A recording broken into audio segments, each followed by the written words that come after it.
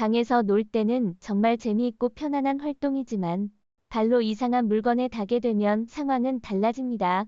그것이 강 괴물인지 전쟁의 잔해인지 정확히 말하기 어렵습니다. 이런 발견들을 보면 수영을 하기 전에 망설이게 만들 수밖에 없습니다. 페어리언의 결말.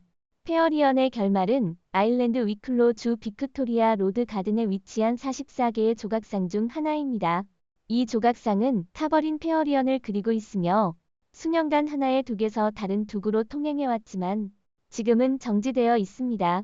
이는 상실, 현실 세계와의 이탈, 자아 정체성의 소멸, 행복감의 감소 및 마지막으로는 죽음을 상징한다고 합니다. 하지만 더욱 기가 막힌 것은 조각상 뒤에 숨겨진 이야기입니다. 페어리언의 얼굴은 고통으로 뒤틀려 있고 팔을 들어 물속으로 잠겨가는 페어리언을 닮아 보입니다. 그의 스컬프는 노력의 흔적으로부터 드러납니다. 만월어, 달같이 거대한 물고기, 메콩강은 오랫동안 세계에서 가장 큰 담수 어종을 낳는 곳으로 유명했으며 최근에 그 기록을 깨었습니다. 지난해 6월 13일 캄보디아 어부들이 이 어종의 최대 기록을 달성한 600파운드가 넘는 물고기를 잡았습니다. 이는 기록된 담수 물고기 중에서 가장 큰 것입니다. 그러나 캄보디아 북동부의 성탕에서 사는 어부들은 곧바로 주변 과학자들에게 이 놀라운 포획을 알렸습니다. 환경 제한과 식량 공급의 한계로 인해 담수 생물들은 이렇게 크게 자라는 일이 거의 없습니다. 따라서 물고기 한 마리가 거의 어른과 같이 크게 자라는 것은 큰 성취입니다. 과학자들은 신속하게 이 거대한 물고기에 태그를 달고 자연으로 돌려보냈으며 앞으로 몇 년 동안 이 종에 대해 더 많은 정보를 얻기를 희망합니다. 동굴에 빠지지 않도록 주의하세요. 데니스 랜드리와 그의 아내 패트의 집에서 몇 걸음 떨어진 루이지애나 주 바코나의 한강에는 깊이 수백 피트에 달하는 동굴이 생겼습니다. 그들은 이를 지옥의 한숨이라고 부릅니다. 2012년 8월 3일 새벽, 바코나 주민들을 깜짝 놀라게 한 충격적인 충돌 소리와 100피트 이상의 나무가 물결치는 소리가 극성했습니다. 그들은 즉시 대피할 수 있었지만 그들의 삶은 그 후로 영원히 달라졌습니다. 처음에는 325피트 폭의 이 큰 구멍은 지금은 34에이커로 확장되어 현재도 현지 주민들을 공포에 떨게 만드는 공포스러운 존재가 되었습니다. 이 지역은 원래 거의 400명의 주민이 살았지만 지금은 18개의 가정만 남아 있습니다. 이 계속 악화되고 있는 동굴의 정확한 파괴 정도를 예측할 수 없기 때문에 대피가 필수적입니다. 사람들은 항상 공포에 떨어지며 또다시 끔찍한 흡인 소리를 들을까 걱정합니다. 만약 내가 널 보게 되면 울어라. 굶주림돌. 과거 사람들의 경고보다 더 오싹한 것은 없습니다. 역사가 재앙이 임박했음을 보여준 경우 사람들은 준비를 하는 것이 가장 좋습니다. 중앙 유럽 전역에서 몇 년 동안 쓰여왔던 고대의 경고 중 하나는 다시 등장하고 있습니다.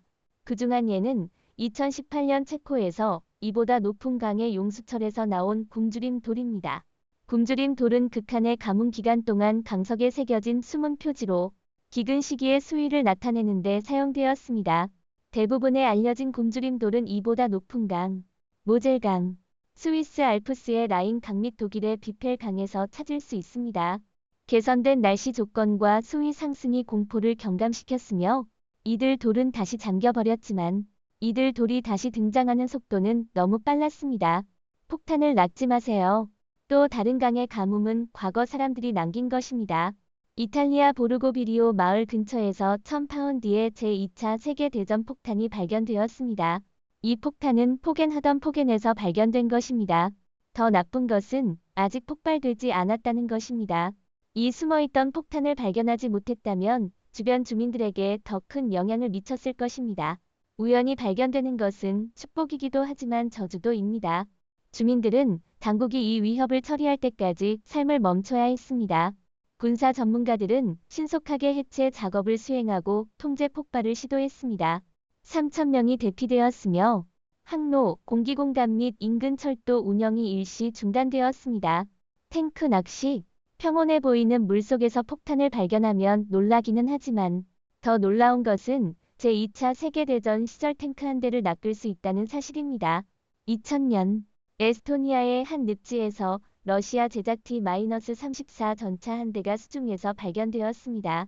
이 전차는 1943년형으로 발견 당시에는 이미 56년의 역사를 자랑했습니다. 다음 2주 동안 현지 다이빙 클럽의 열렬한 자원봉사자들은 쌓인 진흙과 오염물을 청소하기 위해 힘썼습니다. 또 다른 완비된 팀은 중형 크레인 장비를 사용하여 전차를 완전히 끌어올렸습니다. 발견된 상황은 놀라웠습니다. 전차 내부에서는 116발의 실전탄이 발견되었고 물속에서 기적적으로 잘 보존된 덕분에 디젤만 충전하면 엔진이 손쉽게 시동이 걸릴 뿐만 아니라 어떤 부품도 교체할 필요가 없었습니다.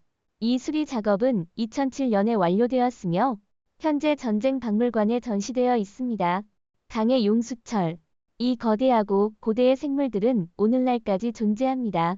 사실 20세기 중반의 신속한 현대화 이전까지는 시골 지역에서 상당히 일반적이었으며 종종 맛있는 음식으로 여겨졌습니다. 일본 거대 도롱뇽은 세계에서 가장 큰 도롱뇽 중 하나로 이 종은 일본의 강과 시내에서만 발견됩니다. 그들의 크기는 그들의 강한 생존 능력을 명확히 보여줍니다. 일반적인 욕조 크기까지 자라며 80년까지 살 수 있습니다. 일본 거대 도롱뇽은 공격성이 없지만 위협받으면 방어할 능력이 있습니다. 압력을 받으면 독성이 강한 끈적이고 톡 쏘는 점액을 분비합니다. 심지어 그 점액은 후추 같다고 합니다. 그래서 현지 사람들은 그들을 후추 물고기라고 부릅니다. 그들의 다채롭고 회색이 도는 외모가 공포를 주지만 최근 이 강생 생물의 발견은 환영받고 있습니다. 그들은 이제 멸종 위기종으로 선언되었습니다. 농부들은 그들의 방문을 당국에 보고해야 하며 그들의 인구수를 추적하기 위해 적절한 표시를 수행해야 합니다. 그들의 자연 서식지와 이주 경로에 설치된 콘크리트 담에 의해 그들의 인구 회복 능력이 방해받고 있습니다. 아래는 당신이 어디서 소변을 보는지 주의해야 할 이야기입니다. 만약 이 이야기가 당신을 소변 보는 장소를 신경 쓰게 하지 않는다면 다른 무엇이 그럴까요? 강에서 소변을 보려는 도중 물고기가 직접 남성 생식기로 헤엄쳤다고 상상해보세요. 이 이야기는 신화가 아닌 브라질에서 23세 남성이 실제로 겪은 경험이었습니다. 그는 소변을 보다가 칸디루가 요도에 들어갔다고 주장했습니다. 이 물고기를 제거하는 데 2시간의 수술이 걸렸고 그는 그 후로는 개방된 물에서 소변을 보지 않았습니다. 칸디루는 아마존 강 원산지로 알려진 이 물고기로 대부분 기생하며 주로 새우 등의 지느러미에 붙어 생존합니다. 이들은 요소질소와 암모니아에 끌리는 것으로 알려져 있으며 한번 기생하면 호스트의 피를 빨아 크기를 불리게 합니다. 시체의 강. 말라 올라간 강에서 폭탄을 찾는 것을 잊어라. 한번 살았던 시체를 실수로 낚아채는 것이 훨씬 더 무서울 것입니다. 불행히도 이것은 런던의 템즈강에서 비교적 정상적인 일입니다. 낚싯줄에서 시체를 당기는 것이 아니라 일반적으로 인간 시체를 발견합니다. 연간 약 50명이 이 강에서 사망한다고 보도되었습니다. 이는 거의 매주 새로운 시체가 발견된다는 의미입니다. 이 중 80%는 자살이라고 보고되었지만 다른 사례들도 매우 충격적입니다. 강이 시체의 운반자로서의 역사적 근원을 가지고 있습니다. 런던의 상징적인 타워 브리지는 템즈 강에 떠내려오는 시체를 포획하는 수용소로 알려진 데드맨스 홀이라는 구멍 위에 자리하고 있습니다. 이는 이 지역의 시체 보관소로 불리며 템즈 강을 따라 흘러내려오는 시체를 모은 곳으로 알려져 있습니다. 구스타프, 인식된 인간 잡식자. 한 명의 사람 연쇄 살인범도 이 전설적인 야수의 희생수에 도달하지 못했습니다. 나일강은 여러 가지 공포의 둥지지만 구스타프는 인간에게 가장 심각한 위협으로 손꼽힙니다. 구스타프는 부룬디의 물에서 떠도는 큰 수컷 악어였습니다. 루시지 강의 둑을 자주 방문하며 그는 현재까지 200에서 300명의 사람을 살해했다고 전해집니다. 그의 정확한 길이와 무게는 알려져 있지 않지만 그 지역 주민들 사이에서 전해지는 이야기에 따르면 6m 이상의 길이와 거의 톤에 가까운 무게를 자랑했다고 합니다. 이 갑옷처럼 단단한 악어는 여러 차례 잡히려고 시도되었고 그 결과 그의 등에 흩어진 전투 상처로 확인할 수 있습니다. 구스타프를 잡기 위한 가장 문서화된 시도는 2004년에 방송되었습니다.